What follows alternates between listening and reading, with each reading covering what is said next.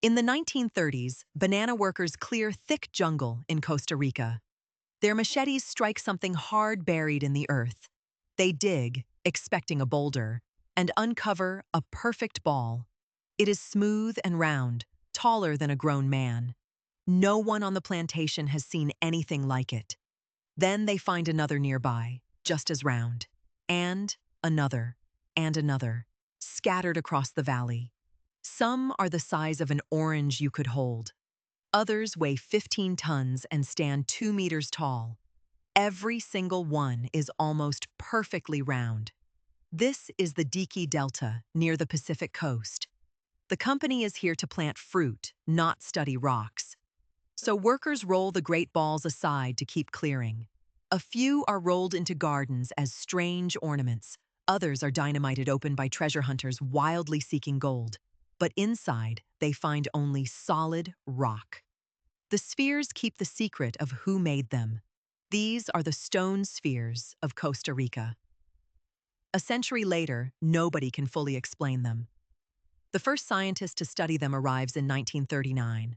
Her name is Doris Stone, a young archaeologist. She measures them and maps where each was found. What strikes her first is their impossible roundness. The largest vary from a true circle by tiny amounts. Some stay round within centimeters across 2 meters. That precision seems impossible for a Stone Age people. There are no wheels, no iron tools, no plans. Yet someone shaped tons of rock into perfect balls. Doris Stone publishes her findings in 1943. Scholars around the world are stunned by the photographs. The spheres become one of archaeology's strangest puzzles. So who carved them? And how? And above all, why? The people who made them are called the Diquis. They lived here for over 1,000 years. They were farmers, fishers, and skilled workers of gold. But they left no writing to tell us their story. Everything we know today is dug carefully from the ground. And what they left most of all are the spheres. Archaeologists have counted over 300 of them. They range from a few centimeters to over 2 meters. Most are carved from a hard rock called gabbro. Gabbro is a dense, granite-like rock, tough to shape. The nearest source of that rock lies miles away, so the raw material had to be dragged to the delta. A 15-ton ball is heavier than several cars. Moving one by hand seems almost unthinkable. Yet the Dique moved them, again and again. Some think the rock was shaped near the source. Then it was rolled and dragged slowly toward the villages. Others think the shaping happened at the final site. Either way, the real mystery is the shaping itself. How do you carve a perfect ball with no metal? The Dique had no iron, no steel, no lathes. They had only harder rocks and endless patience. The leading theory is slow pecking and grinding. A worker strikes the surface with a hammerstone. Tiny flakes chip away with every patient blow. Over weeks, the rough block slowly becomes rounded. Then the surface is ground smooth with sand and water. The result is a ball so round it looks machined. Modern hands-on experiments show this slow method can actually work, but it would take enormous time and skill to do. For the very largest ones, perhaps whole months of hard labor. How did they check that a ball was truly round? They may have measured with cords from a center point, turning the rock and grinding down any high spots. It is beautifully simple in idea, yet brutal in real practice. And yet the finished balls are astonishingly precise. Some are round within 2% of a sphere. For hand tools and human eyes, that is remarkable. This precision is why people reach for wild ideas. Over the decades, the spheres attracted legends. Some claimed a lost, technologically advanced race must have built them. Others tied them to Atlantis or ancient visitors. A few even said they came from outer space. But archaeology finds no evidence for any of that. The spheres were carved by real hands on Earth. The tools, the rock dust, and the villages are all here. The real story is stranger than the legends. It is the story of people with almost nothing. People who still achieved something breathtaking. So we now know roughly who made them and roughly how. But the deepest question remains. and it is why. Why carve hundreds of perfect balls at all? Here, the mystery only deepens the more you look. Crucially, the spheres were not scattered at random. Early accounts describe careful, exact arrangements. Some sat in lines, others in curves and triangles. A few lines seem to point toward the rising sun.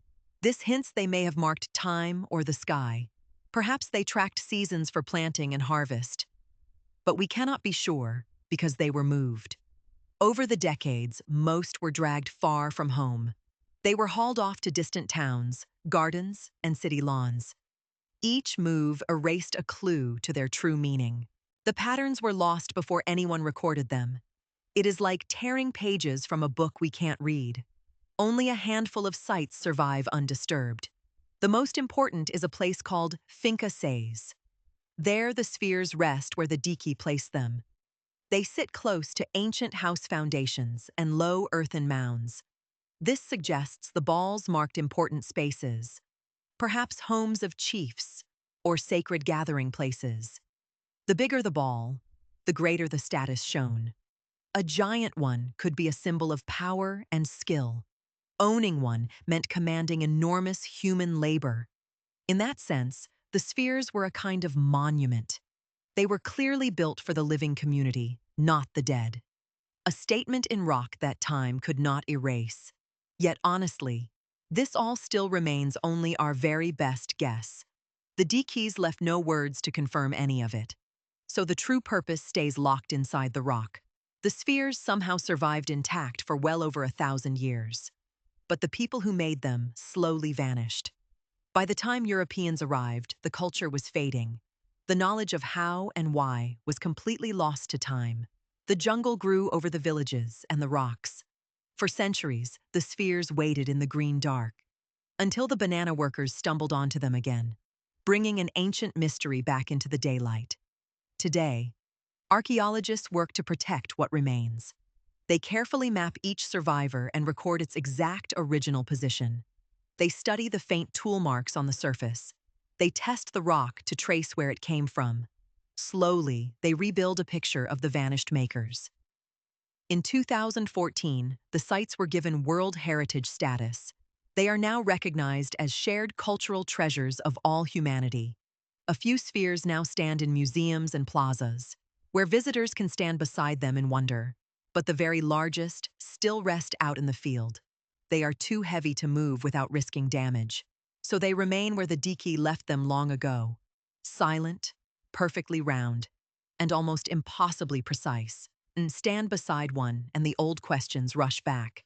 How did such simple stone tools achieve this perfection? How many long days of labor did each one demand? And what did these perfect balls mean to their makers? We can measure them right down to the millimeter. We can date them and trace the rock they came from. But their true meaning slips through our fingers. The Dikis carved their answer and went silent, leaving us to guess at people we can barely see. The spheres are one of the America's great enigmas. They prove no metal and no writing could stop them. From building something that still stuns us today, hundreds of near-perfect balls, all carved by hand, shaped by a vanished people who left no other explanation. They shouldn't be possible, and yet here they are. Real, solid, and waiting in the Costa Rican earth. Perfect stone balls that shouldn't be possible. You can still visit them, right where they were found. In the jungle of Costa Rica, the sphere